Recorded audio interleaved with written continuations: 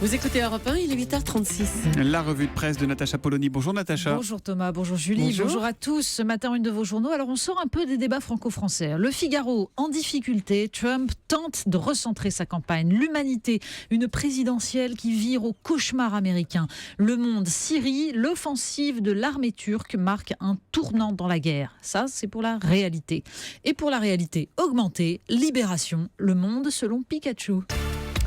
Les burkinis, collection presque automne maintenant. Ah oui. Jamais quelques centimètres carrés de textile n'auront été aussi encombrants, s'exclame Denis Daumin dans La Nouvelle République. Alors Marianne a choisi de donner la parole à des musulmanes que l'on n'entend jamais. Parce que justement, ce sont celles qui ne s'affichent pas comme musulmanes. Jamila Ben Habib, essayiste, qui nous dit soit c'est le projet islamiste qui l'emporte, soit ce sont les femmes. Majida Katari, plasticienne, qui déplore « J'ai l'impression d'être plus libre au Maroc. La France a pris le parti de l'autre et la République a perdu confiance en elle-même. » Safia Otokoré, somalienne et ex-coordinatrice de l'Agence française de développement. « Tu ne peux pas avoir quitté une pression étouffante, fui un territoire où l'on coud le sexe des filles par pudeur, où l'on ne t'offre une place que si tu es caché par ton voile, ton silence, ta soumission, et voir que ces asservisseurs te rattrapent là où tu te sentais à l'abri, c'est insupportable. » Ce qui est sûr, c'est que le sujet a fait couaquer, entre guillemets, le gouvernement. Et oui, et ça intéresse quand même beaucoup les journaux, le désaccord entre Najat Vallaud-Belkacem et Manuel Valls. Alors dans le Figaro, ils sont en photo, chacun regarde dans un sens opposé. Et puis le Parisien nous révèle la cause de cette prise d'indépendance. Mais oui, Najat Vallaud-Belkacem songerait elle aussi à la primaire.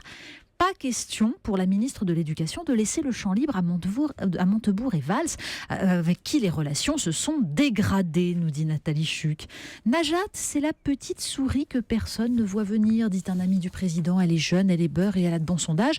Et ce n'est pas pour rien, ajoute-t-il, que François Hollande la surnomme Pimprenelle, celle qui endort les profs. Non, et François Hollande tient dans tout ça. Eh ben oui, parce que pendant ce temps, le président, qu'est-ce qu'il fait ? Le président parle aux journalistes. C'est même tout ce qu'il semble avoir fait pendant son mandat, parce que les Échos nous annoncent donc un 3e livre de confidences. Oui.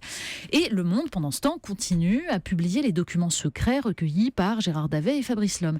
Sauf que l'un d'entre eux fait un peu de désordre.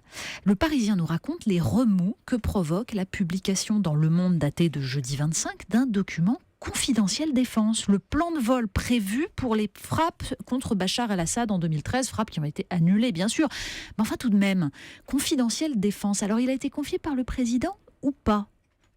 Mystère. Bon, mais il y a un autre texte à lire aujourd'hui sur François Hollande, c'est la chronique de Jean-Pierre Robin dans le Figaro. D'abord parce qu'elle est très bien écrite. Pourquoi François Hollande nous bombarde constamment de chiffres ?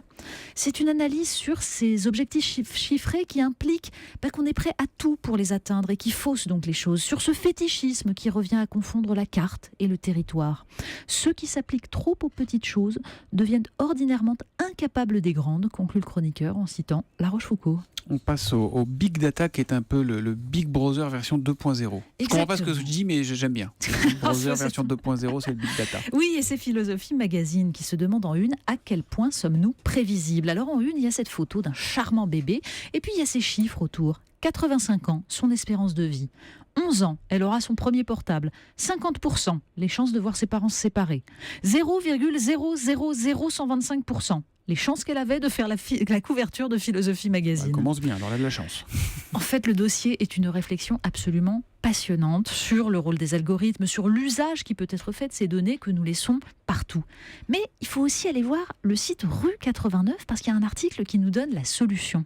Un vieux truc. Pour passer inaperçu, il faut faire du bruit. Il y a un logiciel qui permet, lors de n'importe quelle recherche sur Google ou ailleurs, d'abreuver le serveur d'autres recherches générées automatiquement. Et du coup, on empêche le recueil de données. Et en fait, c'est un vieux classique, nous dit l'article. Dans Spartacus de Stanley Kubrick, quand les Romains cherchent Spartacus, dont ils ne connaissent pas le visage, au milieu d'un groupe d'esclaves prisonniers, tous se lèvent en disant « Je suis Spartacus ». Et plus récemment, il y a des trublions américains qui ont débarqué dans un supermarché, tous habillés comme les vendeurs du magasin.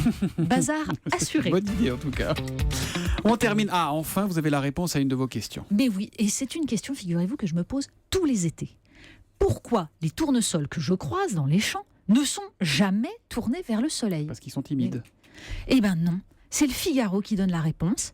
C'est parce que les tournesols en fleurs ne se tournent pas vers le soleil, mais se figent vers l'est. En revanche, quand ils sont en bouton, ils tournent bien avec le soleil. Et des scientifiques ont découvert comment ils font. C'est une histoire de gènes de croissance qui s'expriment d'un côté ou de l'autre de la tige, suivant les heures de la journée. Mais une fois qu'ils sont en fleurs, en fait, ils stoppent leur croissance et ils se tournent vers l'est pour chauffer les graines. Puis c'est beau, un chant de tournesol.